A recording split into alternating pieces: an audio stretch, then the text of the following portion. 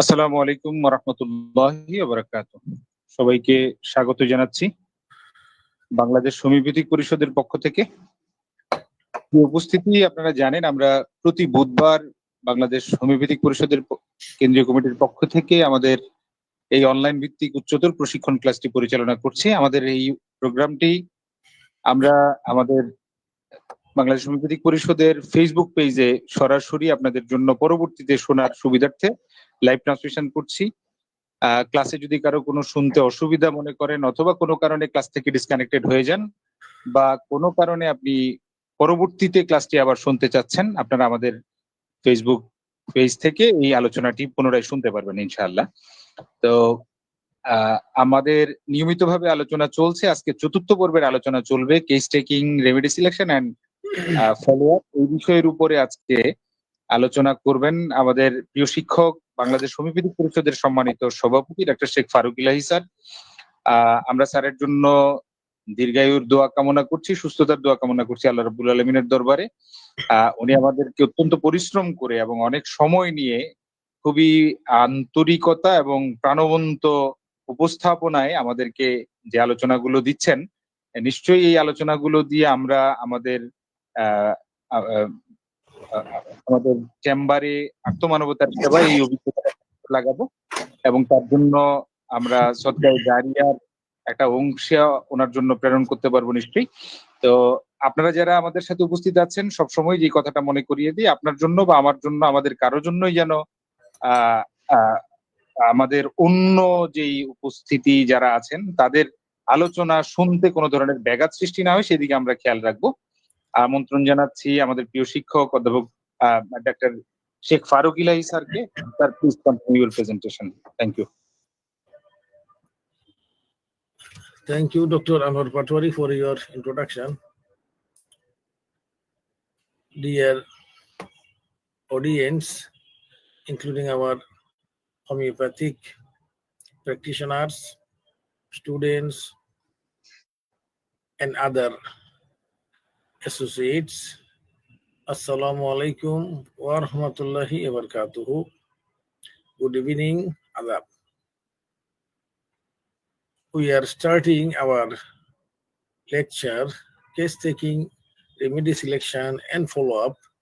Today is the 4th class, and I hope we'll finish the first part of the class. It means up to remedy selection, and follow-up or second prescription and Herring's law of cure will remain for the next classes. So let us go to the part which will start today. So already we discussed in details Animan's way of case taking, and we discussed what are the components of a complete case history. It is here. Then in taking case history, we take 3 types of symptoms: mental symptoms, general symptoms, and particular symptoms. What are the mental symptoms, or what type of mental symptoms we take? This is here. We discussed already. Then these are the general symptoms. These are the symptoms patient usually do not say to you, but you will have to get it by asking him.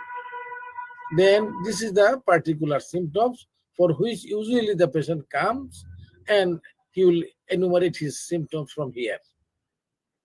So we take particular symptoms, we take general symptoms, and we take mental symptoms. Then we do some examinations, as Hahnemann said. And the examinations are of 2 types: general examinations and particular systemic examination, as we discussed earlier. And I told you that we will discuss in details with demonstration to our paid class of clinical examination afterwards. Then we discussed selection of symptoms for, or sorting of symptoms for selection of remedy. And even said in Aphorism 153 to 154, the way and what symptom you will choose for selection of remedy. So we discussed already the other day. Here we brought classification of symptoms, also we discussed. Then here, the very important topics is evaluation of symptoms. We discussed in detail in the last class. Here I want to emphasize one thing, that before, say, about 40 years, before 40 years means in 85, or even before 85, in late 70s, we used to do repertorization by using only cancer repertory. That time, cancer repertory and Bonning-Cushion therapeutic pocketbook. These are the two books we learned from our mentors for repertorization. So that time, there was no question of repertorizing from multiple repertories.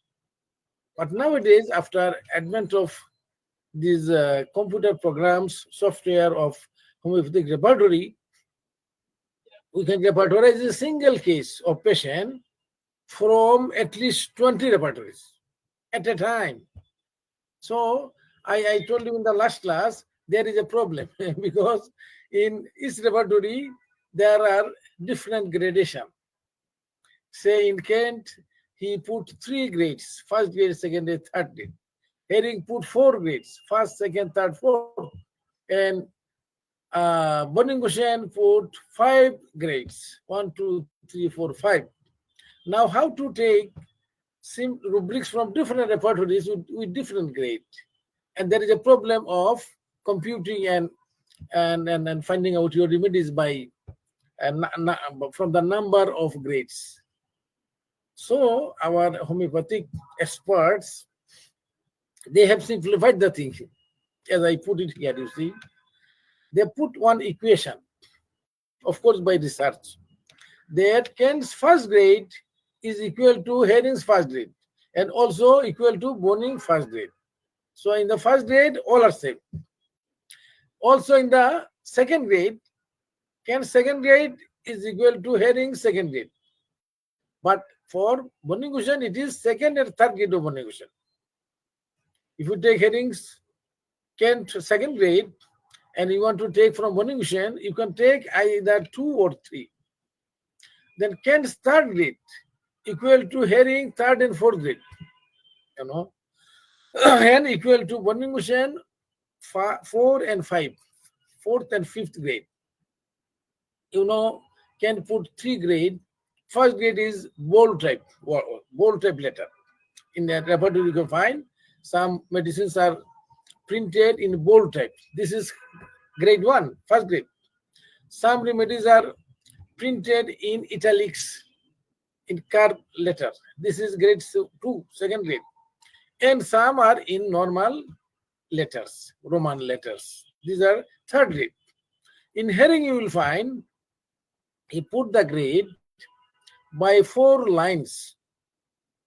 The first grade is two broad lines together, 2 broad lines together. Second grade is by 1 broad line, 1 broad line. Third grade is by 2 narrow line together. And fourth grade is by 1 narrow line. It is like this. If you go to Herring's guiding symptoms, you will understand the thing. And for Bonning-Cushion, he put 5. So this is the equation. If I hope some of homeopaths here, they use multiple repertories in repertorizing a case, and they can solve the problem of gradation from different repertories by this equation. This equation. It is very important. You can put in your record. This is very, very important. Those who understand it, I hope they will like it very much, because this equation is very important and you will not find it in every place. Okay, then we discussed about evaluation of symptoms by ranks of symptoms. So today we are not going to discuss, because we discussed it in details last day. Then also we discussed about totality of symptoms and total number of symptoms. Here one of our attendants today, he is Dr. H.M. Shamsudzaman. He's here also. He's a professor and dean of the Sherangla University of Agriculture, and he completed his DHMS, and he's a good homeopath. So the other day he told me that he did not understand this schema or design. So just I say some words about this. Schema means, I told you that after taking the history of the patients, you will have to arrange the symptoms in a particular order, particular systems. How?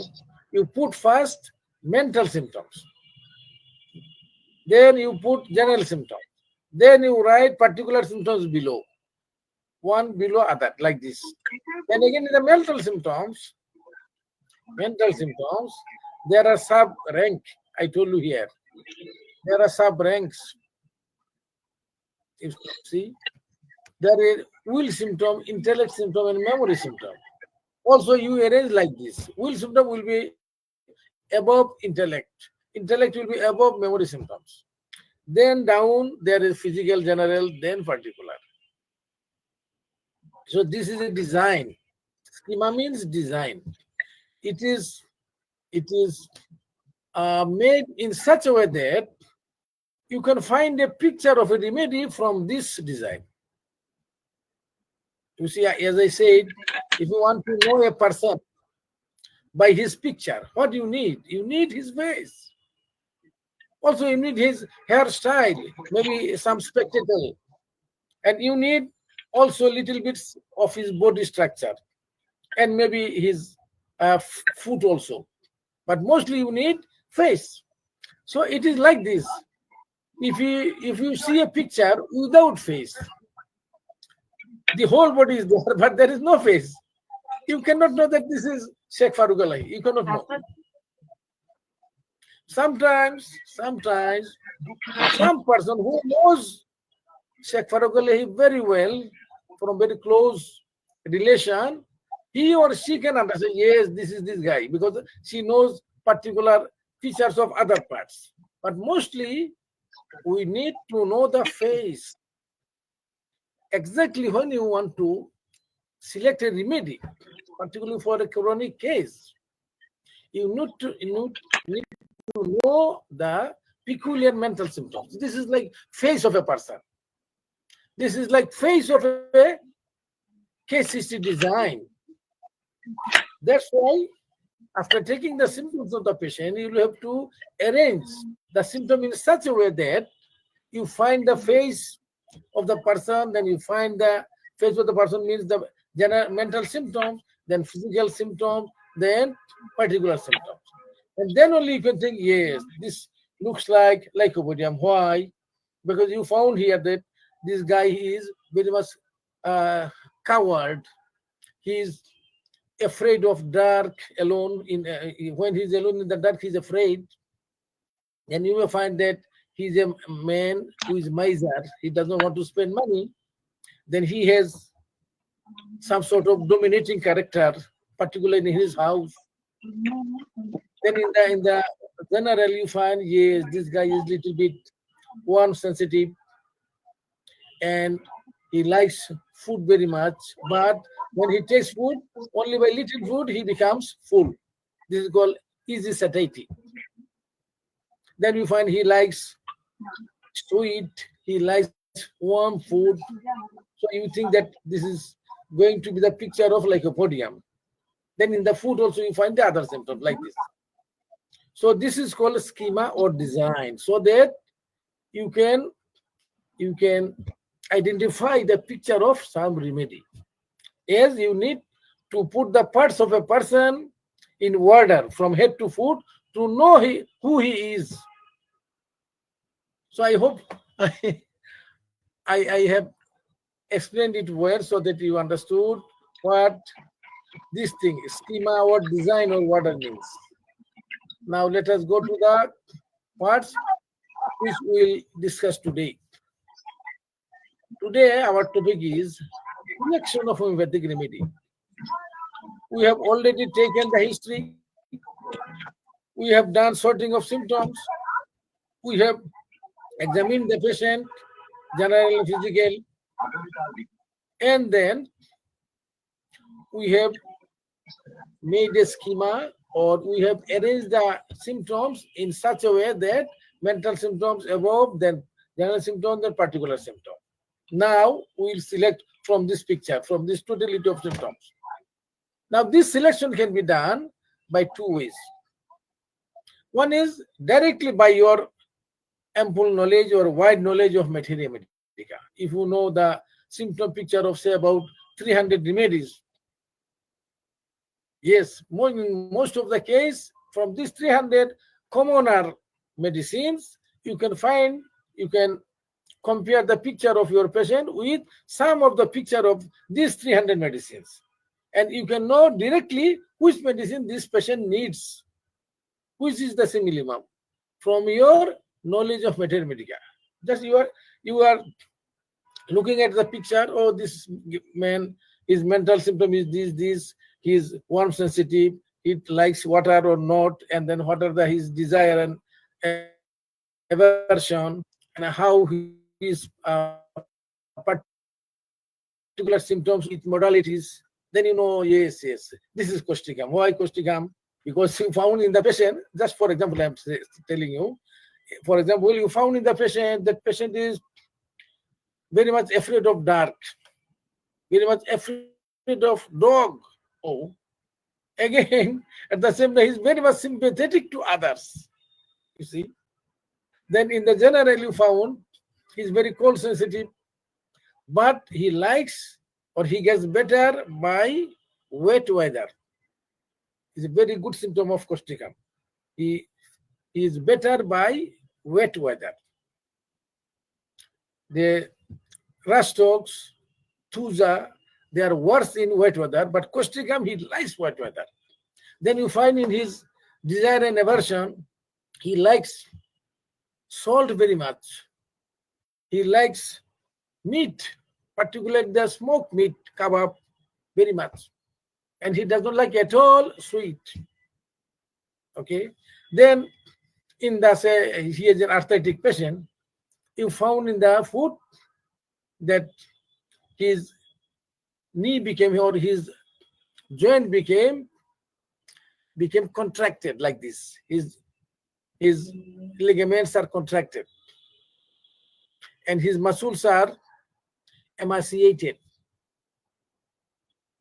So these are the picture of costicum. How you know? Because you know costicum very well before from the materia medica, and the picture of the symptom, totality of the symptom of the patients in front of you. So from your memory, you can identify, yes, this is the case of costicum. But it may not be so easy for all cases that you can identify the picture of a single remedy. Sometimes you will get confused that, oh, it looks like costicum, it looks like little bit phosphorus, or it looks like little bit some other medicine. Say 3 or 4 medicines, partial pictures are crowded together here. And you cannot identify the picture of a single remedy out of this chaos. Then what to do? If it is like this, you know all the medicine. But you cannot be impartially select a remedy with maximum symptoms. So you get confused. Sometimes it is costicum, sometimes you think that this is phosphorus. In that case, laboratory will be of great help. By laboratory, you can weigh the symptoms of each medicine, and you can find the most symptoms point to which remedy. Because Hahnemann said in 153, aphorism 153, that from the history you will take the peculiar symptoms and you will try to find in the materia medica which remedy has majority of these peculiar symptoms of the patient. It is not needed that all the symptoms must be found in one remedy. No, only the peculiar symptoms and majority. Say if there are, you selected, sorted, say 10 symptoms, you found that 7 symptoms or 6 symptoms point to costicum. So you can do it by repertory, impartially, without any bias. Again, after taking the history, you don't find here a good picture of any medicine. All are, you can find that just without any particular features. Now what to do? Patient is in front of you and you have taken the symptoms and you cannot identify any single picture of any medicine. There are so many symptoms crowded together. You cannot take one from here. In that case, it is nice. You put the peculiar symptom all in the repertory, one by one, one by one, one by one. Then you do a calculation, and after calculation, you see which medicine got the highest grade, highest mark, and which is the second, which is the third, which is the fourth, which is the fifth. You can, the repertory will give you in this selection that this is the number 1 medicine with highest grade. This is the second, this is third, fourth, fifth. You see? And from here, repertory does not say that you give the first one which has the highest grade. No. The stalwarts of homeopathy, like Dr. Kent, he used to select the first 3. He will do the repertorization, and repertory will give him a list of medicine like 1, 2, 3, 4, 5, like this. He will take the first 3, and these 3 medicine he will judge by asking the patient which medicine points to this patient, because patient is in front of him. Say first one came costicum, he will ask the patient different question of costicum which are not present here. Then second medicine came phosphorus, so he will ask, he will try to justify whether this patient has phosphorus symptoms or not, or more symptoms of phosphorus or not. Then maybe third one came, say for example, say lycopodium. So he can ask the patient whether he fulfills the criteria of lycopodium. So by this way, repertory does not say you do the calculation of the grades and give the first medicine which has the highest grade. No. He said it gives you a comparative study of different medicines. Now Kent is to select first 3, and then by asking the patient, by comparing the medicine from materia medica and asking patient, he will come to one that yes, this is costicum, like this. Now there are other stalwarts. One is Dr. Elizabeth Wright Hubert. She was a very great lady in homeopathic history. She was the first woman president of American Institute of Homeopathy. She died in 1964. And she was an expert of cancer. She was an expert. So she has books available in the market. She said, I am not like Kent. I am not so expert like Kent. That's why I select first 5 medicine, not 3. Kent is to take 3. But she said, I take 5 because sometimes I found, because my repertorization is not so sharp like Kent. So sometimes I find that which medicine I chose, this belongs to 4th one or 5th one. That's why I don't want to miss my medicine by taking 3. That's why I take 5 medicine. And then by asking the patient and by comparing the materia medica, I come to 1 medicine. And then there are other masters. Vitolkas said, he said, I don't boast to take first 5. I take 7 because I found that sometimes my medicine comes from the 6th one, 7th one. So this is the way you can choose 3, 5, or 7. For me, as long as I am concerned, I try to take 7. But I judge very critically the first 3. Consider the 7, but sometimes, when you are a busy practitioner, it is difficult to just medicine comparing the patient and materia medica. That's why I keep in my mind the 7, but actually I compare acutely or deeply the first 3. But sometimes it happens, even I don't come to conclusion even from the first 3. 3, when I ask patient other question, I find no, does not belong to this 3. Then I go to 4th, 5th, 6th, 7th, like this. So this is the way. Homeopathy is not so easy. It is tough. And to select a simile imam for a complicated case, a difficult case, chronic case, it is not so easy.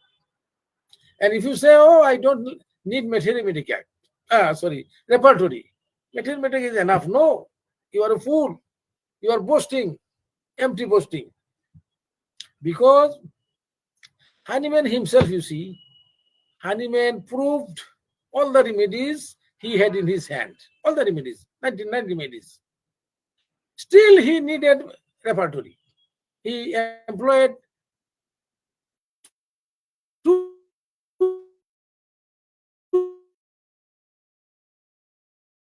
one is Dr. I asked to treat a repertory for him. And Dr. Jar, he wrote 4,000 pages of repertory for Hahnemann. So even Hahnemann needed repertory, where he himself proved the medicines. You see, Kent, he was so good and so expert on homeopathic materia medica. Even he needed a repertory. And when Kent wrote his repertory in 1897, and he did not publish it. He just put the handwritten repertory on his table. And when he was taking patients, case 60, then he was repertory from his handwritten repertory. And then one day, a group of American homeopaths came to visit him. Then they found, oh, Dr. Kent is always referring to one handwritten book. Then he asked, sir, what is this? He said, this is repertory. Oh, repertory? You did it yourself? He said, yes. This is needed? Yes, he said, I always need it. And this is a very good one. Then they said, why you are the only one to take the advantage of this repertory? Why not us? Then he said, it needs to be printed and published and it takes a lot of money. I don't have such money.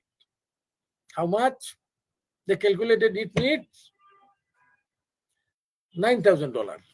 That time, $9,000. Then they said, sir, we can do one thing. I think 9,000 or 900, I forgot now. They gave him one idea that, okay, we'll pay you $30 per person and we collect the money and we'll print it. And after printing, we'll take our copy. So the book will be published and all other homeopaths will take the advantage of using your repertory. Then Ken said, okay, it's a good idea. Then they gave, I think, 300%, they gave the money, 30, 30, 30 like this. Then still it needed more money. Then they could not collect all this money. Again, after a few months, many of these 300 homeopaths who paid money, they say, no, please give our money back. We don't want this repertory because we thought this is only wastage of money. This will not be of very much use to us. So they took their $30 each from Kent back. Now, how can we publish? This needed so much money, and that time it is big money. You see, then Ken he was very much serious. So no, okay, I'll publish this book. because he said, this is a good book, I find. This is very much useful in selecting medicine and in practice. So, okay, I will publish. Then he took much burden to collect this money himself from his property and from his friends and relatives. Then he published the repertory by himself, you see. And after publication, after a few years, there was heavy demand of this book, and people were buying like anything. Then he did the second edition, and before he died, he did the third edition. But that one, before publishing, he died in 1916. In 1916, he died. It was so much ago, you see. My father was born in 1917. My father was born, and Ken died 1 year before it. So you see, Kent was so a big expert in homeopathic material, but still he needed this repertory. And then who are you? You said that we don't need repertory for homeopathic practice. You see, Boningushan was very close to Hahnemann, and he used to learn everything from Hahnemann directly. Even Boningushan, then he needed the repertory, and he himself written and published 2 repertories, and where Hahnemann himself gave some prologue or writings, and Hahnemann praised very much that Boningushan did a very good task for the homeopathic community. That's why if somebody says a repertory is not needed for homeopathic practice, or we don't need repertory, we know so much materia medica, he is a fool, I would say. He is a fool. Okay. Now,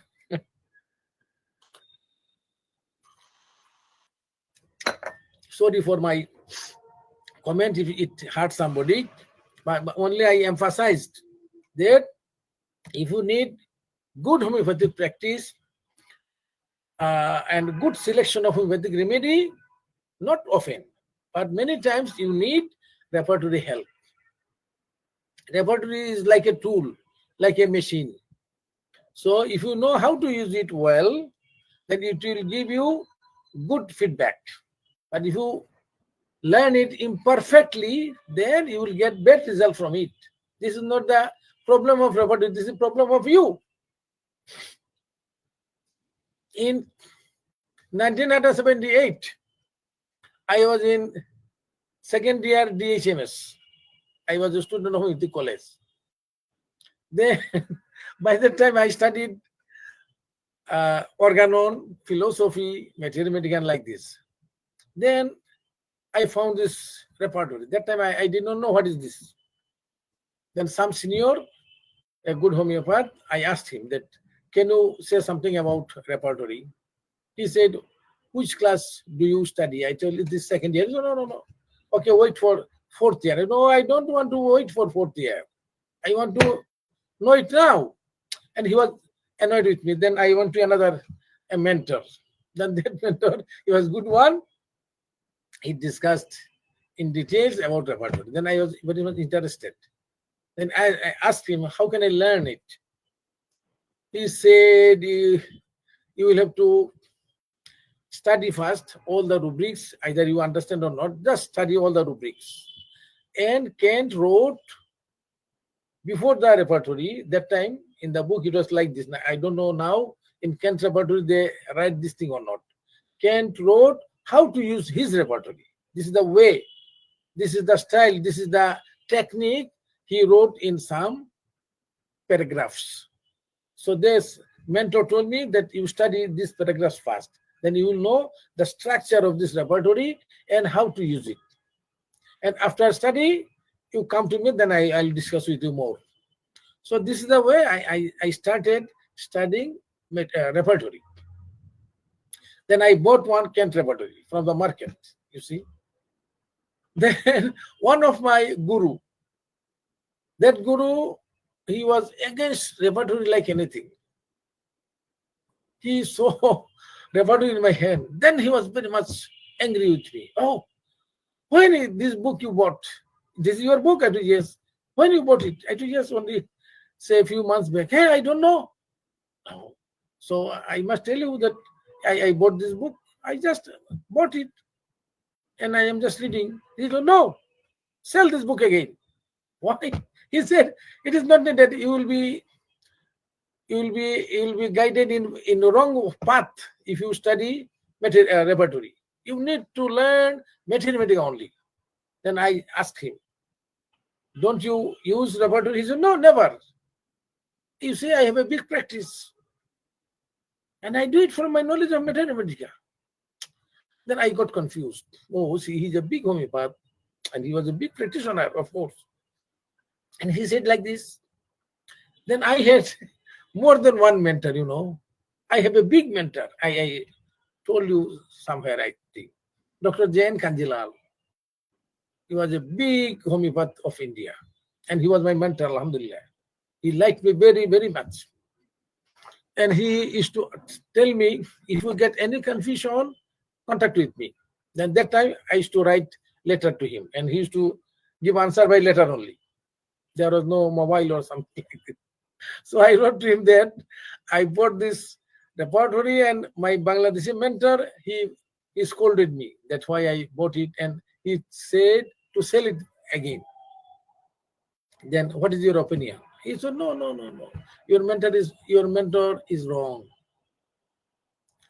But don't give much time to study repertory now because you are only in the second year. But okay, you can try learning little by little. This is needed and this is a good one. After 1 or 2 years, you will understand it. So he encouraged me. From that time, I found many homeopaths, most homeopaths, they were against repertory, and only few, they said, no, this is needed. We were confused that time in late 70s, 1977 to 1981. In 1981, I passed GHMS. By the time I removed all my confusion. And I learned repertory well, and I could have repertorized a case like this. So you see, even now, many big homeopaths, they don't use repertory. They say repertory is not needed. I went to Chittagong maybe before 10, 12 years. Then one guy said there that here, most of the homeopaths, they don't use repertory. Why?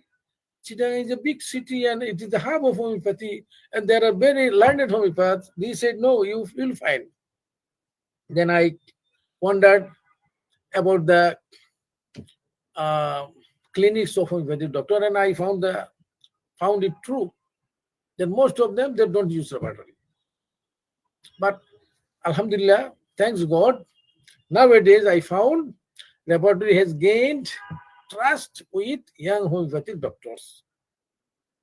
They buy homeopathic repertory, even they buy software of homeopathic repertories, and they learn it very well, and they are very much interested. But one caution I tell you, yes, we need repertory, but you don't make yourself a repertory dependent homeopath. No. Many patients, we take the history and we select the remedy without repertory. When I take the history, yes, the picture of several medicines comes to me. Then I asking patient during history taking. I can go to one medicine at the end. It happens many times. Only when I find confusion about the picture, there are a picture of more than one remedies, and I cannot separate the picture of one for selection. Yes, we take the help of repertory. So you should use intelligent use of repertory to be a successful practitioner. Okay, let us come to repertory now. We'll discuss details about repertories and repertorization in our paid class of repertory and repertorization. Afterwards, maybe after a few months, we'll do it. Here only just I give you some ideas about, of course you know it, most of you here, you know, but just I give you my version. we can classify repertory in 3 ways. Okay. First one, we say Puritan and logical utilitarian. What is this? I hope those who learn repertory in DHMS course and BHMS course, they know this thing, but only to repeat so that you can recapitulate.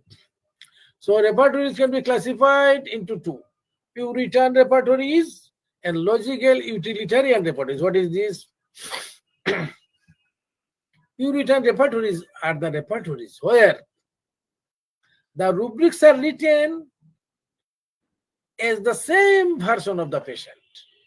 What patient said in the materia medica, the same version are put in the repertory as rubrics. So these are Puritan, pure. They did not change or they did not mutilate the patient's version and put in the repertory in a mutilated way. No. What the patient said in proving in materia medica, the same thing are put in the repertory. This is called Puritan repertory. Example, repertory of the hearing guiding symptoms. You can see this is Puritan repertory. And what is logical utilitarian repertory? All other repertories which we find in daily use like Kent, Boric, then Boniguson, these are all logical utilitarian. What does mean logical utilitarian? Logical means the symptoms of the patient, if you put in the repertory, so this is difficult to arrange so that one guy can find out by a particular medicine or particular rubrics in a place, because you'll have to go through all the rubrics, then find the particular one. But if you break the symptoms, say for example, patient has one symptom that he has offensive perspiration in his soul, offensive perspiration in soul. This is the symptom. Now, in logical utilitarian repertory, how they will put it? They will put this rubric in the extremity chapter, and they will break the symptoms into various words, and they will put words in some sections, separate sections. First, they will go to extremity, that perspiration. The rubric will be perspiration. Under perspiration, where they will have to go to soul. So he will go to foot first. Perspiration, foot. Then this is soul. Soul is under foot. So from foot he will go to soul. From soul, now this should be offensive. So he will go to sub rubric offensive. So extremity, foot, soul, and offensive. So you see, they divided the symptom into several portions, then they put in several places in a logical way. And this is usable. That's why it is called utilitarian. Logically section and utilitarian. This is of much utility. So Kent repertory, yes, logical utilitarian, Boric and Boniguson, then synthesis, all these are logical utilitarian. So this is one way. Another way is general repertory and particular repertory. This is also classification. General repertory and particular repertory. What is general repertory means? In this repertory, all the sections of the body from head to foot with mind are included. In particular, no, not all sections of the person of the body of the patient. These are only some, say, repertory of skin. There is a repertory of skin. So this is called regional, particular repertory. This is particular repertory. Then they will say repertory of fever. This is particular repertory. Repertory of diarrhea. This is particular repertory. So these are repertory describing rubrics of a particular organ or particular symptom only. Only diarrhea, only skin, like this. So general repertory and particular repertory. Now again in the general repertory, there are two types, symptomatic and clinical. Symptomatic means rubrics are following symptoms words, like Kent repertory. This is symptomatic. You don't find disease name, you find rubric symptoms. You will not say migraine, you will find head pain. You will find, say, you don't find gastritis. You will find pain, stomach pain, burning, something like this. So this is called symptomatic repertory. What is clinical? Here it is written in the name of disease. Say Boric's repertory. This is a clinical repertory. You find many disease name and there are medicines against these diseases. Why this is general? Because it included all, from head to foot, all the disease of the body. So this is general repertory, symptomatic and clinical. Now particular repertory also two types. One is regional, one is special. Regional means particular organ or particular region of the body. Say repertory of skin. This is a regional repertory. Then special repertory. Repertory of diarrhea, repertory of fever. This is special. This takes not the parts of the body, but particular symptom, particular disease conditions. Again, repertory can be classified in another way. What are the another way? This will be classified as book repertory, card repertory, and computer repertory. Book repertory, the repertory in the form of books. So all our repertory here, Ken, Bonigution, synthesis, and Herring's repertory and Leafy's repertory, all repertory, these are book repertory. These are presented in the form of books. So Kent repertory, Bonigution, synthesis, Boris, Fatos, all. Then another type of repertory, this is called card repertory. Card repertory. Here, like book repertory written in pages. But in the card repertory, it is written in cards, big cards. Every card represents one rubric. Every rubric has one card. Now, one card repertory may have 9,000 cards. It means it contains 9,000 rubrics of different parts. You find rubrics of mind, rubrics of head, rubrics of stomach, rectum, skin, and like this. But every section has a few hundred cards. Say for skin, there are 300 cards. For stomach, there are 200 cards like this. Totally, there will be say 8,000 or 9,000 cards. This is called card repertory. And card repertory, there were at least 12 card repertory, like Phil's card repertory,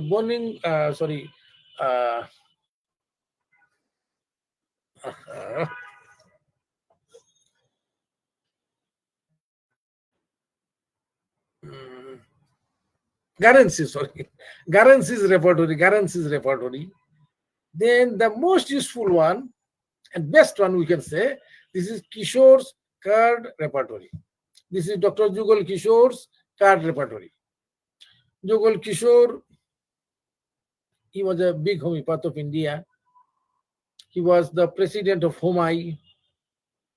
And he was in BSc, then he did his DMS in Calcutta.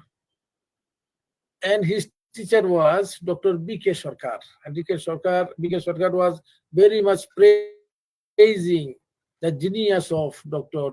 Jugal Kishore. He was a really very good one. And he wrote many books. I have all his books in my possession. And he wrote the card repertory. This is called Kishore's card repertory. That was the best card repertory. And that was very useful and popular before computer repertory appeared in the market.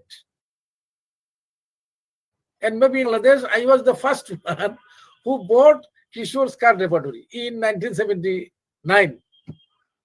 You see, even before I became a doctor. And I bought it, I think, by 7,000 rupees that time in 1979. I collected all my scholarship money and others' money, and I was very much stimulated to buy a copy of Kishore's card repertory.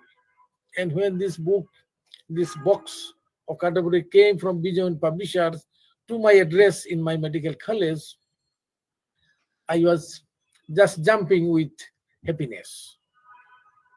At that time, I used to use Kishore card repertory from 1981 up to 1988. In 1988, I bought computer repertory, this radar. The first version of radar I bought in 1988. And these 7 years, I used Kishore card repertory, and I think I was the only one, or maybe I don't know, there was anyone in Bangladesh. And it was so nice.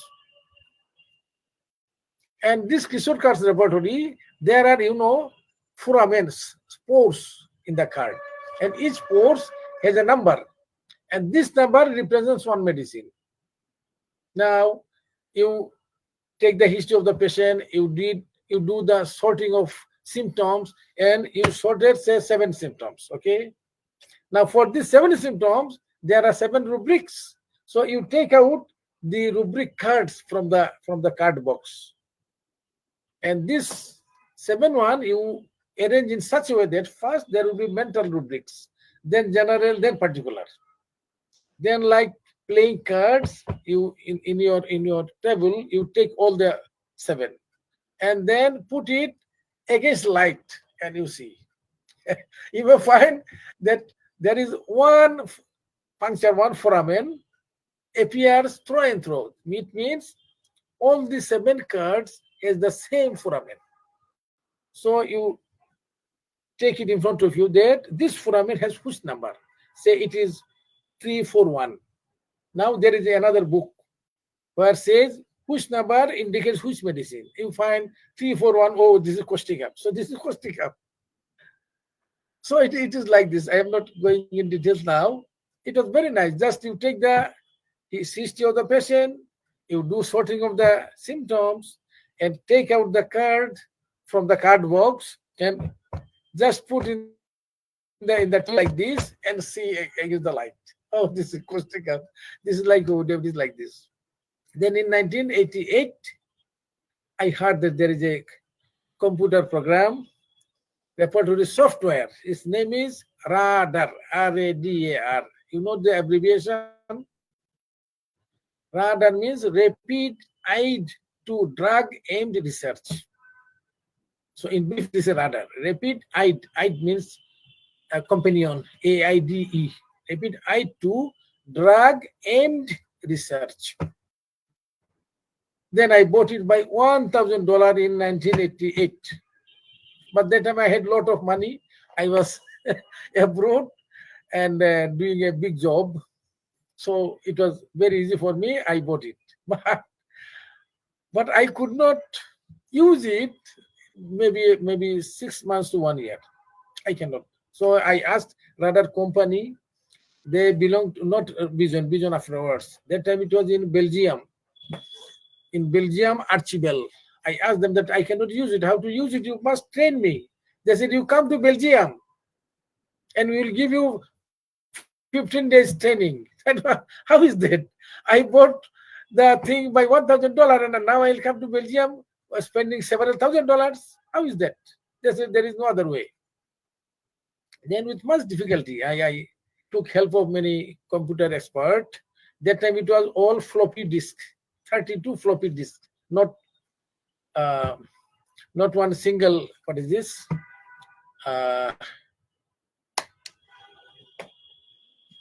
One, because now it comes in one single, what is this? I forgot the name. But that time it was in floppy disk. So it took almost 1 year to learn how to use radar. And once I learned, oh, it was so nice. I was so happy. I could have taken the history of the patient, and very soon I can analyze the case and find out my medicine, you see. So there are many software in the market. I think the most moderate one is Radar, there is Kara, there is Make Repertory, there is HomePath. This Make Repertory in 93 or 94, it was published from America. Then I contacted with the company. They said $4,000, and I was afraid $4,000 in 1993, something like this. Then I asked them, how is that? We are poor homeopath. How can we spend $4,000 to buy one repertory piece? Then they said, okay, if you are a student, for student we put it for $2,500. Then I said, I am not a student actually, but I have not. I cannot afford $4,000 to buy it. If you consider me as a student and give me by $2,500, okay, I can buy. And that time I like to buy anything regarding homeopathy. So I sent $2,500 to buy this Make Repertory, you see. So it was so fascinating that time that homeopathy became computerized. In the same computer, you have 700 books, Materia Medica, Repertory, and this, that, and everything. You don't need to have a library of books. You need only one laptop. Everything there. So let us come to subject. Classification of repertory. So Puritan, logical utilitarian, then general and particular. General, symptomatic and clinical, particular, regional and special. Then book repertory, card repertory, and computer repertory. Okay. Now, let us discuss more, 10 minutes more. Steps of repertorization. I told you when I will take the class of repertory and repertorization, that time we will discuss this thing in details. But now only I say, if you want to repertorize a case, what you will do? Number one, you take proper case taking, following Hahnemann's aphorism 83 to 104. Good case taking, number one. These are the steps. Then you do evaluation and sorting of symptoms, symptom basai. You sort the symptoms. Which symptoms you will use to repertorize? Say you have chosen 7 symptoms. Then you do, this is called paraphrasing. You see, paraphrasing. What is paraphrasing? Paraphrasing is conversion of symptom of patient into rubrics of repertory. What the patient said as symptoms, now this thing you will have to find it in the repertory, and repertory in the form of rubrics. This is called paraphrasing. You convert the symptoms into rubrics of repertory. Like patient said, I have very bad sweating in the sole of my foot. This is patient's version, but you paraphrase like this: that extremity, perspiration, food, sole, offensive. This is called paraphrasing. And now you, after finding the rubrics, you write down the remedies with grades. Okay, you write extremities, say food, sole, then offensive, and you write the medicine against it from the repertory with grades, first grade, second grade, third grades. After writing these 7 rubrics, say for example 7 rubrics, then you do scoring. You do the scoring in such a way that above there will be a number like, say, 3 by 7. 7 by 3 means this medicine has 7 symptoms. Now, 3 means 3 symptoms and 7 grade. Another you find, say, for example, say 10 by 5. It means this remedy has 10 grades and 5 it covers 5 symptoms. It is like this. This is called scoring. And this scoring will give you a number of remedies with their valuation. This is the number 1 medicine, 2, 3, 4, 5, like this. Now from this serial, they will put the serial according to the highest grade to lowest grade. So I told you before, the Ken takes 3 from here. Elizabeth Wright Hubert takes 5 from here. Vitolkas takes 7 from here with the top scores. And then they will select the minimum how? Say if Ken takes 3, he will ask the patient several questions whether the patient indicates more towards causticum or towards, say, phosphorus, or towards, say, for example, lycopodium. Which one? By asking the patient, and you can take the help of Mathematica. Then you come to one medicine. This will be similar one. So this is the steps of repertorization. Next one, of course, we will discuss afterwards in repertorization class. This is called process of repertorization. Processes of repertorization. There are, you see, 11 processes of repertorization. I will not discuss, only just read out the name. This is called total addition process. It means here I will write all the medicine in rubric with all the grades from first grade to third grade. This is called total addition process. Then addition with deduction process. Here I will write remedies only first grade and second grade. Third grade, okay, I will remove. I will not include, because this will lessen.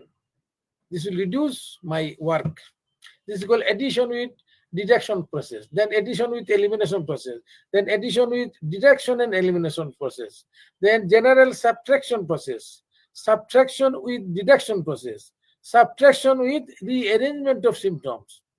Subtraction with deduction and rearrangement of symptoms.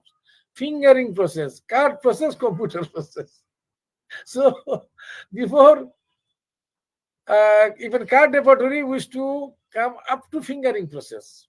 So you see, I put in bold line total addition process and fingering process. Total addition process is the best one. It includes all the medicine in a rubric. You consider all the medicine, first grade, second grade, third grade. So it takes your time, long time, to make the scoring of the repertorization. Then to reduce your time, you can go like this. Then fingering process is the shortest one. How to do fingering process? That time, my guru said, don't do fingering process. Kanjila said, don't go for fingering process. This is not for you. This is for me. But you see, we were young, so we started fingering process just as a fun to see that how can I select a medicine so early. So fingering process means, you see, you have 5 fingers in your hand, 5 fingers. Okay.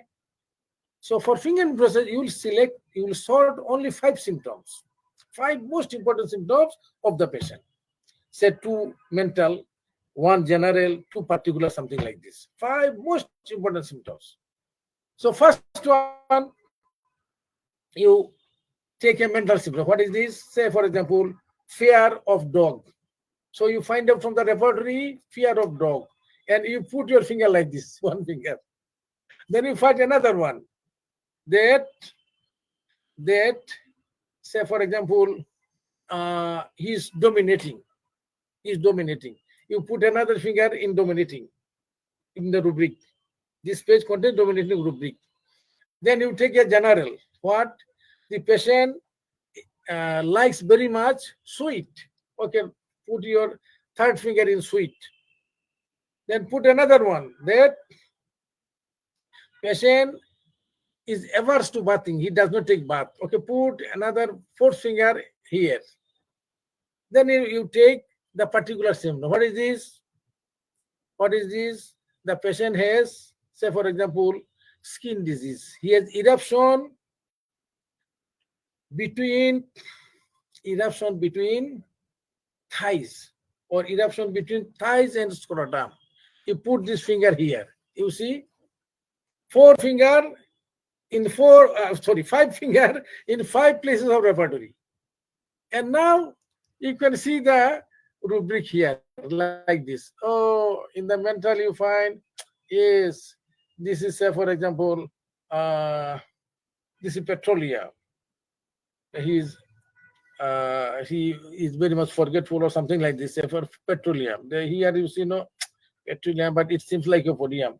Okay, then what about the general? Here you see, yes, he likes, says for example, sweet, or he is dominating another one. Then you find like this 5-1, just without writing anything. From here you see, yes, it seems like lycopodium. So this is called fingering process. But this is only for expert. My guru said that when you will be an expert of materia medica laboratory, materia medica and homeopathic laboratory both, then fingering process is for you. But know that you know it, don't do it. So after the computer process, even we can select a remedy by computer process much before fingering process, within few minutes. That's why now we don't do fingering or card. Even card repertory, this is in my box. We never use now again. So this computer process is the latest one. Okay, now I think I take little time more only.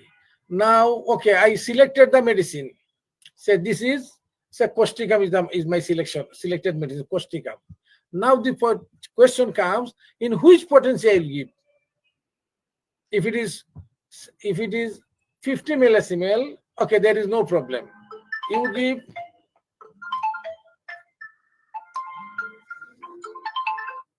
hello.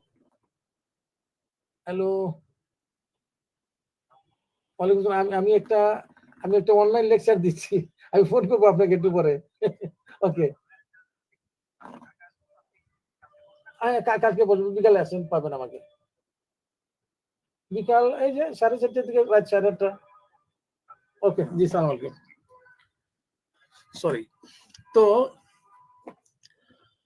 So if it is 50 millismol, there is no problem, because 50 millismol for all acute, all chronic, for child and for old, you start from potency 0-1, M1 and or M2, and you go gradually increasing one by one. If you give 2, then you go for M3, then go for M4, never jumping from one potency to another. And you always dispense it in watery solution, never in sugar milk. Sometimes we give daily dose, sometimes we give alternate days, one dose every second day, even third day, or sometimes in the first cup, second cup, something like this. So if it is 50 millismol potency, 50 millismol potency, LM potency, there is no problem, and even simplified it. But the problem comes if you want to give in centesimal potency. I find many of our homeopathic brethren who use centesimal potency, they don't follow the rules of selecting centesimal potency. There is a rule of selecting centesimal potency. You cannot give potency like anything. I found one of my senior colleagues, not senior, his experienced colleague, he gave in a cancer brain, Arnica CM, you see. I asked him, why you gave CM? He said, it is so bad case, and so advanced case. So advanced, this is a pathological condition. You will give CM, you should give 30 or maybe 200. That's why I'm telling you, if you want to give centesimal potency, there is a rule. And if you want, we can discuss this rule afterwards. Only here I am telling you that centesimal potency must be selected according to the case. If it is acute, some potency. If it is chronic, some. If it is a child, some potency. If it is old, some potency. For example, in child, we give higher potency. You can give chamomile 10 m in a child. But in old case, you give always less potency, lesser, 30, 200. You want to give causticum in a arthritic patient of old age, you should give 200, not more than 200. Otherwise, there will be severe aggravation. Then also, you will select the potency according to what you selected by mostly mental symptoms, by considering mental symptoms, or by considering pathological symptoms. If your selection of, say, causticum is by mental symptoms, why? Mental means he's very much sympathetic, he's afraid of dog, he's afraid of dark, and then he likes salt and meat, and he's averse to sweet, something like this. So in that case, you can give higher potency. But if your selection is by pathological lesion, that you found that there is a ulcer, deep-seated ulcer, clear-cut margin, and there is secretion of thick, tenacious secretion, you want to give calibachrome, you give only 30 or 200. Never to give cm or 50 m. No. Because you selected this medicine by choosing pathological symptoms. So I tell you, my brothers, if you prescribe centesimal potency, there is rule of selecting centesimal potency. Don't give right and left. For brain cancer, cm of arnica. No, you don't know homeopathy then. Okay, after you give the patient suitable potency, then you will have to direct his diet and regimen, because there are some diet, this will aggravate the condition of the disease. And there are some diet which will be against the action of your medicine. That's why you will have to select his diet and regimen. Say, for example, if a patient of diabetes mellitus, of course, you will tell him that you avoid sugar. If he's a patient of gout, you tell him that you avoid purine-rich diet, which gives more uric acid. What are these? Say, first-class protein, say mutton or beef, then CD food, like this. Then if he's a patient of hypertension, you tell him to avoid salt, or at least salt-restricted diet, like this. So these are diet and regimen. So now your prescription is completed. Now in the next class, we will go for this one, follow-up. I have given, say, causticum to the patient of arthritis, and I told him you come after 3 weeks or 4 weeks. Then when he will come, how can I select the second prescription, second medicine? How? What will be my second prescription? This is done on the basis of Kane's 12 observation and Vitholka's 12 observation. And also we'll have to see that the disappearance of symptoms, whether it follows Herring's law of cure or not. Because if you treat a case of chronic disease, the symptoms must follow the Herring's law of cure. Then only you know that he is going to be cured homeopathically. Otherwise, there may be suppression. We'll discuss it afterwards. Then you must know what are Kane's 12 observation. Okay, Vitholka's 22 observation, you may not know it because this is only recent. But Kane's 12 observation, this is a long time. Can put it in the philosophy, Kane's philosophy. So in the next class, we'll discuss about Kane's 12 observation and Vitholka's 22 observation, then Herring's law of cure, and we'll see how we complete the treatment of the patient. Okay, thank you very much for your patient hearing. I don't know how many of you are still following. I give the microphone to Dr. Anwar Paturi for somebody has some query or question. Okay, thank you. Assalamu alaikum wa rahmatullah.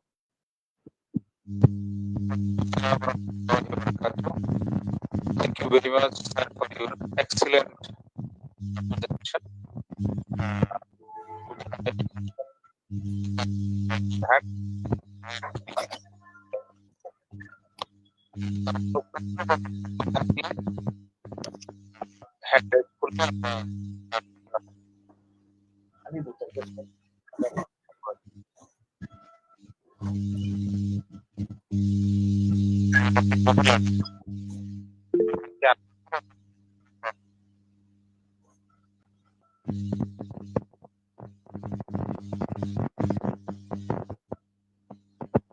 আসসালামু আলাইকুম। স্যারকে অসংখ্য ধন্যবাদ। খুবই গুরুত্বপূর্ণ একটি বিষয়, অত্যন্ত প্রাঞ্জল আলোচনা আমাদেরকে উপহার দেওয়ার জন্য। আজকে স্যারের যে আলোচনা ছিল, আলোচনায় আমরা জানতে পারলাম বিভিন্ন রেপার্টরির সৃষ্টির ইতিহাস, সেগুলোর ক্যারেক্টারিস্টিক এবং তাদের যে মেডিসিনের গ্রেডিং সিস্টেম, রেপার্টরিজেশন এবং সেখান থেকে মেডিসিন সিলেকশন করার প্রসিডিউর অত্যন্ত সুন্দরভাবে আমরা বুঝতে পেরেছি। এখানে আমরা প্রত্যেকটা রেপার্টরির যে ক্যারেক্টারিস্টিক থাকে সেগুলো সম্বন্ধে আমাদের অনেক বেশ ভালো আইডিয়া এসেছে আজকের এই লেকচারের পর থেকে।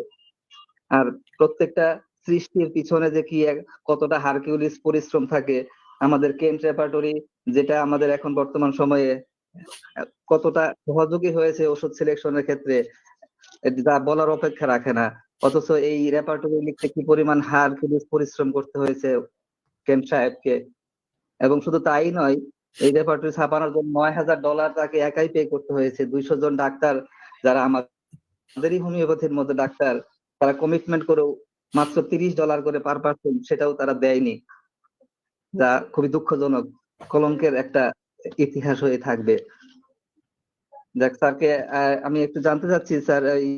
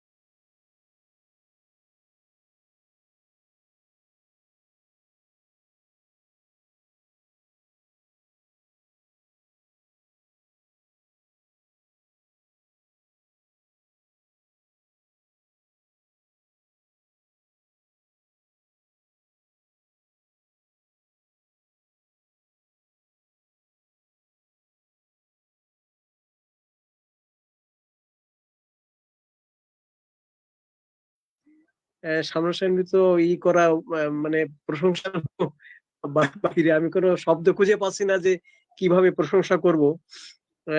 কিন্তু যে এডুকেটিভ যে আলোচনা হচ্ছে আজকে এই ধারাবাহিক ভাবে, এটা একটা মানে স্মরণীয় ইতিহাস হয়ে থাকবে। ইতিহাস অর্থে বলছি যে এত ডিটেলস এক একটা জিনিসের বিষয়, তাহলে আমাদের কাছে প্রতি সময় মনে হচ্ছে হোমিওপ্যাথি সেই প্রতিধ্বনি তুলতে হয় দাদার ওই কথা থেকে, যে হোমিওপ্যাথি বিশেষ করে ক্রনিক কেস এ ওষুধ নির্বাচন এটা চারটিখানি ব্যাপার না, কত তথ্য জানতে হয়, কত কিছু জানতে হয়। আমরা যে শর্টকাটে ওষুধ নির্বাচন করব সামান্য জ্ঞান নিয়ে, এটা সম্ভব না। অনেক কিছু জানতে হবে, অনেক জ্ঞান রাখতে হবে, রোগ সম্পর্কে জ্ঞান, রোগী সম্পর্কে জ্ঞান, আর এই ম্যাথমেটিকা বিষয়ে যেগুলো আলোচনা করা হলো, রেপার্টরির বিষয়ে। আমি নাম বলবো না, ঢাকাতে একজন বিশেষ হোমিওপ্যাথির সঙ্গে আলোচনা করতেছিলাম, এবং উনি একবারে বলেই বসলেন, আমি কখনো রেপার্টরি ইউজ করি না। মানে এটা খুব বড় মাপের ব্যক্তি, তো সামনে আমি বলবো না নামটা, কিন্তু আমি অবাক হয়ে গেলাম। এবং আজকে সেই কথাই দাদা তুললেন যে আমাদের বোকামি কতটা, যেখানে হ্যানিম্যান নিজে প্রয়োজনীয়তা অনুভব করলেন যে আমি একটা রুব্রিকে আন্ডারে কতগুলো মেডিসিন আছে এবং সেটা কোন গ্রেডের রয়েছে, এটা তো আমার মাথায় থাকবে না। এটা তো আমাদের হিউম্যান ব্রেনটা এমন নয় যে আমি অগাধ তার মানে পরিসীমা থাকবে না জ্ঞানের। কিন্তু আমার এখনই আমরা বলতে পারি যে যে সিমটম গুলো পাই এবং নতুন নতুন অ্যাড হচ্ছে, এক একটা যদি আমি কেন্টের রেপার্টরিতে দেখি, এক একটা রুব্রিকে যে পরিমাণ ওষুধ ছিল তার থেকে অনেক অনেক বেশি আজকে ক্লিনিক্যালি অ্যাড হয়েছে। সেই জন্য আমাদেরকে জানতে হবে, নতুন জিনিসগুলো কালেকশন করতে হবে। এইগুলো অত্যন্ত প্রেরণাদায়ী। আজকে যে স্যার লেকচারটা দিলেন, এগুলো সব প্রেরণাদায়ী, এবং প্রেরণাদায়ী মানে আমাদেরকে উদ্বুদ্ধ করবেন এইভাবে শেখার জন্য, জানার জন্য, কালেকশন করার জন্য। আমি সবচেয়ে বড় কথা হচ্ছে, আমি যদি স্টাডি না করি তাহলে আমার মাথায় তো এমনি আসবে না। আমাকে স্টাডি করতে হবে, এবং স্টাডি করতে গেলে কালেক্ট করতে হবে, কালেকশন করতে হবে বিভিন্ন জায়গা থেকে। তার জন্য চাই আগ্রহ এবং প্রচেষ্টা। আগ্রহ এবং প্রচেষ্টা, এবং আমাদের যদি সেই পরিকল্পনা থাকে যে আমি একজন ভালো হোমিওপ্যাথ হব, ভালো নিরলস ভাবে করতে হবে। আর এই ক্লাসে অংশগ্রহণ আজকে তো দেখলাম সামান্য কয়েকজন করছে। এত বড় সুন্দর ক্লাস, আমাদের রিল্যাক্টেন্ট অবস্থায় খুব লেজিনেস আমরা প্রকাশ করি শেখার ব্যাপারে, এত বড় সুযোগ থাকতে সেটা আমরা করি না। আর যেখানে হাজার হাজার রয়েছে, যাকে বলে হোমিওপ্যাথিক পরিষদের সদস্য রয়েছে যে জায়গাটায়, এ তো এখানে প্রচন্ড পরিমাণে অ্যাড হওয়ার কথা ছিল। বিশেষ করে যারা শিক্ষক, আমি বিশেষ করে বলবো শিক্ষকদের বড় ভূমিকা থাকা উচিত শেখার ব্যাপারে। তা নাহলে নিজেরা না শিখলে তারা শেখাবেন কিভাবে? এইটা আমি আর বেশি সময় নিতে চাচ্ছি না। আমরা যেন সবাইকে উদ্বুদ্ধ করি এই ক্লাস বিশেষ করে অংশগ্রহণ করার জন্য, জানার জন্য। আর একটা ছোট্ট কথা, যে দাদা যে ইংরেজি বলেন, এত সরল সহজ ইংরেজি, এইটুকু যদি আমরা বোঝার চেষ্টা না করি, তাহলে আরো দুর্বোধ্য যে ইংরেজি গুলো রয়েছে সেগুলো আমরা জানবো কি করে, শিখবো কি করে? এইটার জন্য এই আগ্রহটাই সব থেকে বড় কথা, যে আমরা শিখতে হবে, জানতে হবে একটা ভাষা। আমার গুরুজিনি এতগুলো জানতেন ভাষা, আর তার একেবারে শিষ্য যদি বলতে চাই যে হ্যানিম্যানের কথা বললাম আমি, তিনি নিজে কত ভাষা রপ্ত করেছিলেন, কত কিছু জেনেছিলেন। আর আমি আমার মাতৃভাষার বাইরে একটা ছোট্ট ভাষা ইংরেজি, এটা জানার জন্য একটু প্রচেষ্টা নেব না। বই এগুলো লেখা হয়েছে ইংরেজিতে, আর আমার মাথায় কিছু যদি নিজের না থাকে, তাহলে আর কেউ যদি ভুলও বলে সেটা আমি ভুলভাবে তো গ্রহণ করবো। সেটা যদি না হয়, নিজেরাই যে শেখার চেষ্টা করি নিজের প্রচেষ্টা দিয়ে। অসংখ্য ধন্যবাদ সবাইকে আমাকে কিছু বলার জন্য, এবং এটা সুন্দরভাবে চলুক, এগিয়ে যাক, এটাই চাই।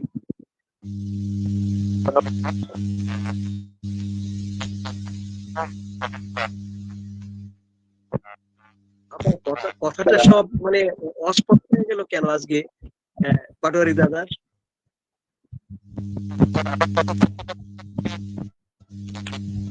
হ্যাঁ, মাইক্রোফোনে কোনো সমস্যা হচ্ছে আপনার জন্য।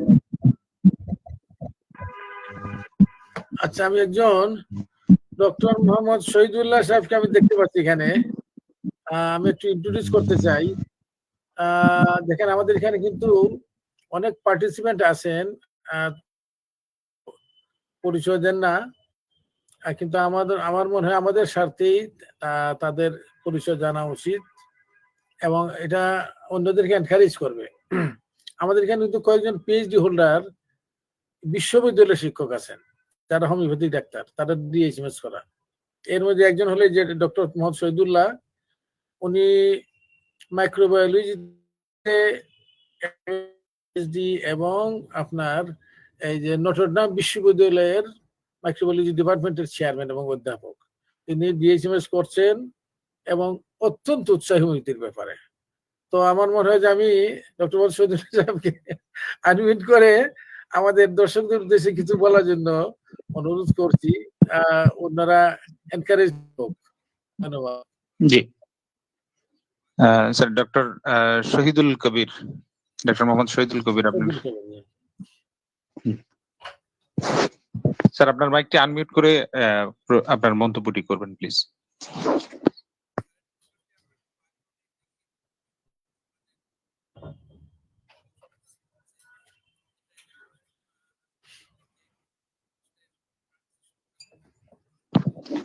স্যার আপনার ভিডিও দেখতে পাচ্ছি কিন্তু আপনার কথা শুনতে পাচ্ছি না স্যার।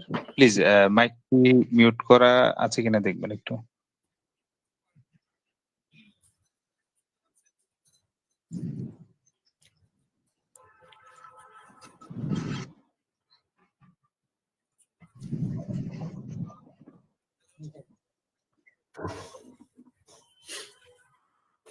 স্যার আপনার কথা শুনতে পাচ্ছি না, আপনার ভিডিওটা আমরা দেখতে পাচ্ছি স্যার।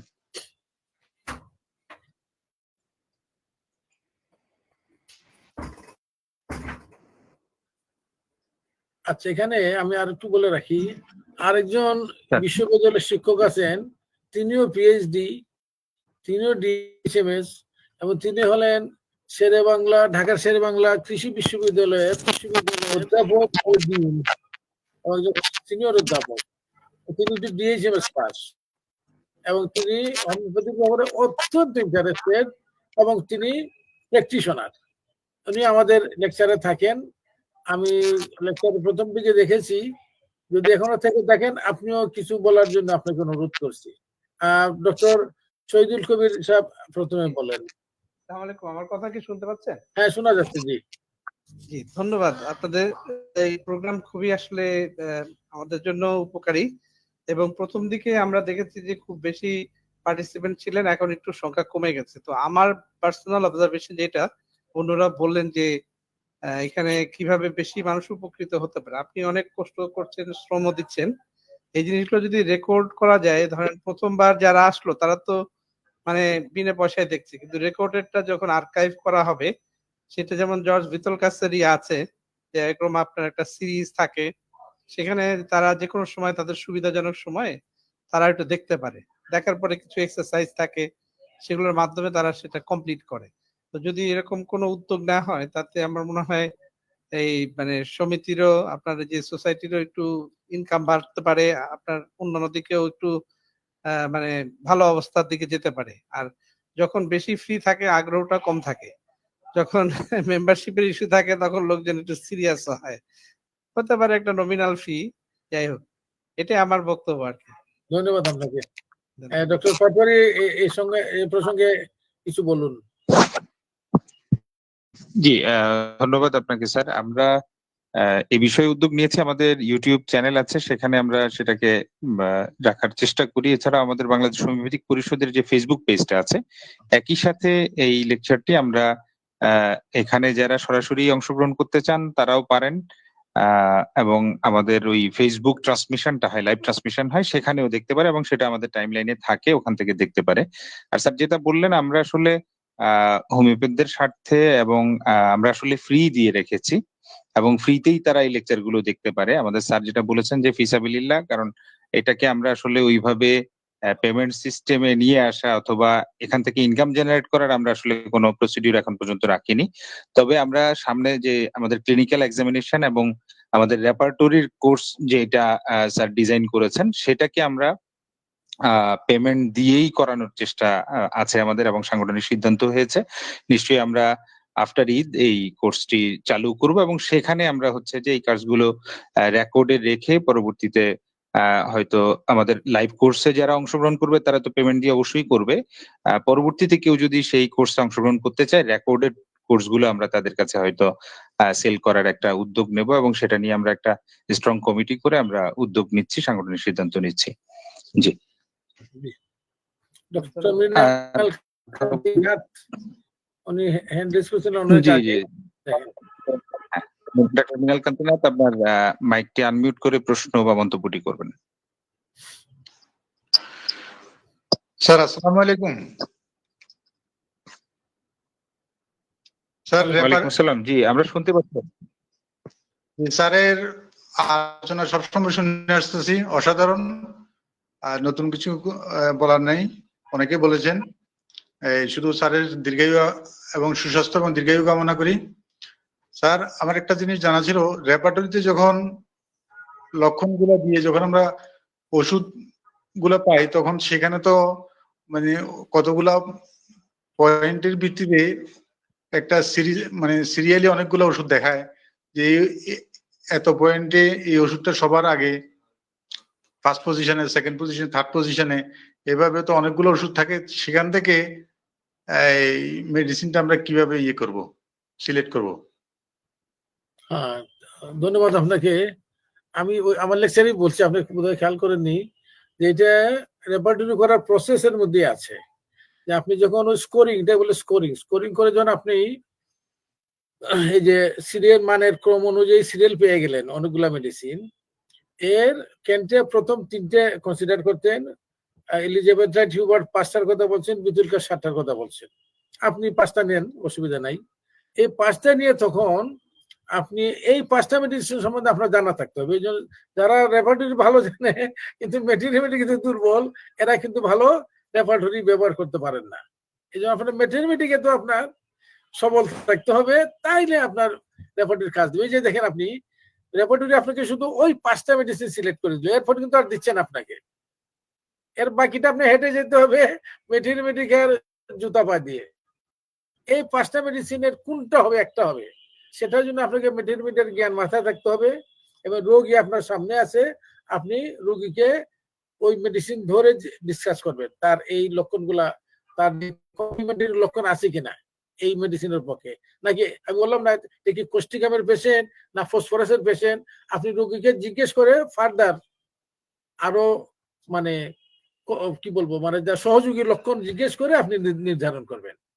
এই জায়গাটাতে আসতে হবে by your knowledge of mathematica and by discussing your mathematica book and by your brain. এখানে রেপার্টরি এই পর্যন্ত আপনাকে আগিয়ে দিচ্ছে, 1 নম্বর মেডিসিনের রেপার্টরি দিচ্ছেন আপনাকে। তো এই জন্য যারা ভালো রেপার্টরি করবে এরা ভালো মেথেমেটিকা আর জ্ঞানও থাকতে হবে। ধন্যবাদ। জি, স্যার, আর কারো কোনো প্রশ্ন, মন্তব্য এবং হ্যান্ড রাইজিং দেখতে পাচ্ছি না। কেউ যদি মাইক আনমিউট করে হ্যান্ড রাইজ করতে পারছে না, প্রশ্ন বা মন্তব্য করতে চান, মাইক আনমিউট করে করতে পারেন। ডক্টর কামালউদ্দিন, তাওহিদ একজন ছিলেন, দেখছি না। উনি হ্যান্ড রাইজ কামালউদ্দিন একজন আছেন, দেখেন। জি, ওনার নাম ঘোষণা করেছেন। আছেন একজন। আসসালামু আলাইকুম ওয়া রাহমাতুল্লাহ। ওয়ালাইকুম আসসালাম ওয়া রাহমাতুল্লাহি ওয়া বারাকাতুহু। স্যার, আমি একদম নবীন স্টুডেন্ট, ফাইনাল ইয়ারের। আপনার ক্লাসটা আজকে প্রথম করেছি, মনে হচ্ছে আমার লাইফের সেরা একটা ক্লাস হলো, অনেক গুরুত্বপূর্ণ ক্লাস হলো। আমার এখানে স্ক্রিন রেকর্ডিং নাই, থাকলে রাখতাম। তো এই পেজটা এখানে এটার মানে নিজেদের যে পেজটা আছে ওই পেজের লিঙ্কটা আমার একটু দরকার, এই আর কি। আর অনেকে আছে, আমি আপনার লেকচার গুলো খুব ভালো করে বুঝেছি, আমি ইংলিশে অনার্স মাস্টার্স করা আছে, আমি বুঝতেছি। কিন্তু অনেকে আছে আমাদের সাথে দেখছি যারা ইয়েতে ভালো মেধা রাখে, ডিএসএমএস এ ভালো মেধা রাখে, কিন্তু ওনারা অনেক বেশি উচ্চ শিক্ষিত নন। তো এই গুরুত্বপূর্ণ ক্লাসটা ওনারা যাতে আন্তরিকভাবে একেবারে অনুধাবন করতে পারে, পুঙ্খানুপুঙ্খানুভাবে যাতে অনুধাবন করতে পারে, তাদের জন্য বাংলাটা মনে হয় পাশাপাশি একটু বাংলাটা হলে মনে হয় ভালো হতো। আমার জন্য সমস্যা নেই, আমি বুঝতে পেরেছি, কিন্তু আমি আমাদের ক্লাসমেট অনেককেই দেখছি যে অনেক বেশি আগ্রহ আছে, বাট ওনারা ইংরেজিতে অত বেশি মেধা রাখেন না, ক্যাপচার করতে পারেন না। তো বুঝার বিষয়টা যদি বাংলায় হয়, আমাদের মাতৃভাষায় হয়, তাহলে আমরা অনেক বেশি। জি, আপনাকে ধন্যবাদ। আপনাকে ধন্যবাদ। আমরা কিন্তু এই ক্লাসটা নিচ্ছি 3.5 বছর থেকে, একদম কি বলবো, মানে 2022 সালের শেষ থেকে। আমাদের সিস্টেমই হলো আমরা একটা টপিক প্রথমে ইংলিশে আমরা লেকচার দিই, এবং ইংলিশে কেন দিই গত ক্লাসে আমি বলছি যে অনেক আছে ইংলিশ লেকচারে ইংলিশে হোমিওপ্যাথি পড়েন, আবার আমাদের এখানে যোগ দেন বাইরেরও, দেশের বাইরের থেকে অনেকে যোগ দেন।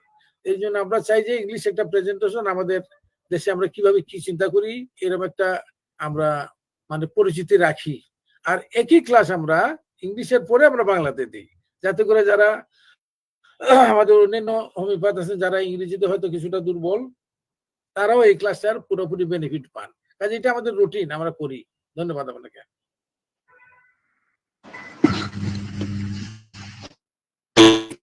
রফিকুজ্জামান, আপনি হ্যান্ড রেজ করেছেন, আপনার প্রশ্ন অথবা মন্তব্যটি করবেন, মাইকটি আনমিউট করে প্লিজ। রফিকুজ্জামান। জি স্যার, আসসালামু আলাইকুম। অনেক ধন্যবাদ স্যার আমাকে সুযোগ দেওয়ার জন্য। জি স্যার, আমার কথা শোনা যাচ্ছে? জি শোনা যাচ্ছে। জি শুনতে পাচ্ছি। জি স্যার, আসসালামু আলাইকুম।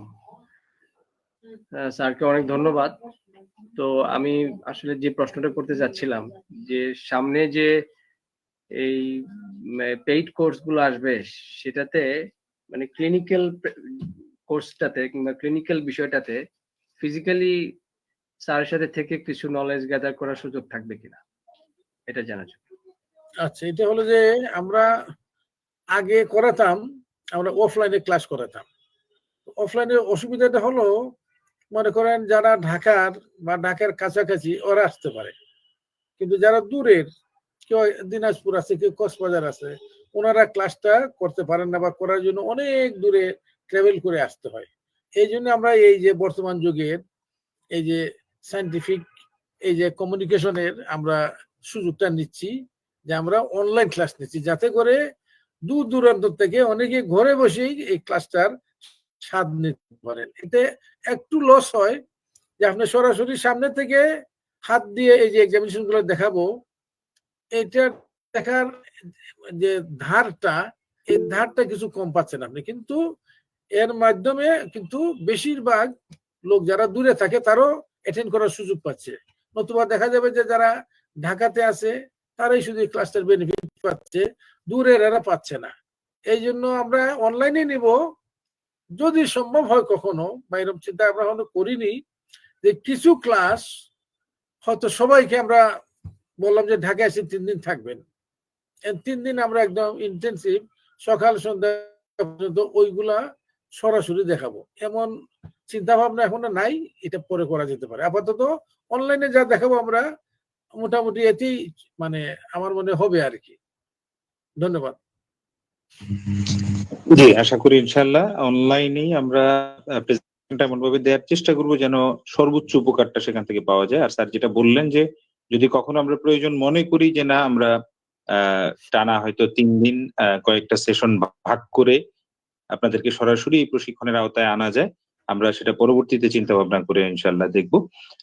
এখন পর্যন্ত আর কারো কোনো প্রশ্ন মন্তব্য আমরা বোধহয় আজকে ম্যাক্সিমাম অ্যাকোমোডেশন করতে পেরেছি। ডক্টর কামাল উদ্দিন, আমার এটাই আমরা সর্বশেষ হিসেবে নিচ্ছি আর কি। আপনার মাইকটি আনমিউট করে প্রশ্নটি করবেন। Doctor Kamal Uddin hand raise করেছেন।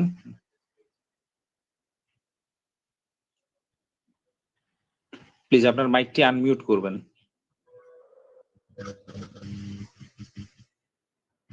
আচ্ছা, যদি ভুলক্রমে হয়ে থাকে তাহলে স্যার আর কোনো বিষয় না থাকলে বা সাংগঠনিক কোনো ঘোষণা না থাকলে আমরা মনে হয় আজকের মতো শেষ করতে পারি স্যার। জি ইনশাআল্লাহ। নেক্সট একটু বলি আমি, নেক্সট বুধবারে আমি ক্লাসটা নিতে পারছি না। নেক্সট বুধবারে আমার গ্রামের বাড়িতে আমি মাসে 5 দিন আমার একটা দাতব্য চিকিৎসালয় পরিচালনা করি, তো ওইখানে আমি থাকবো। ওই জন্য এর পরের বুধবারের, এই সামনের বুধবারের পরের বুধবারে আমাদের নেক্সট ক্লাসটা হবে। ধন্যবাদ। জি ইনশাআল্লাহ।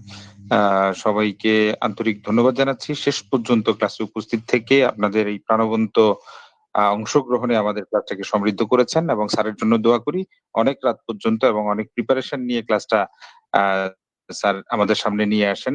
আল্লাহ রাব্বুল আলামিন তাকে উত্তম জাযা দান করুন, এই দোয়া করছি। আর আমাদের জন্য আল্লাহর দরবারে দোয়া করছি আল্লাহ যেন আমাদেরকে জ্ঞানে গুণে মানে যেন আরো সমৃদ্ধ করেন এবং আত্মমানবতার সেবায় আমাদেরকে কবুল করেন। তো আজকের মতো বিদায় নিচ্ছি। আল্লাহ হাফেজ। আসসালামু আলাইকুম ওয়া রাহমাতুল্লাহি ওয়া বারাকাতুহু। ওয়ালাইকুম আসসালাম রহমতুল্লাহ। আমিন।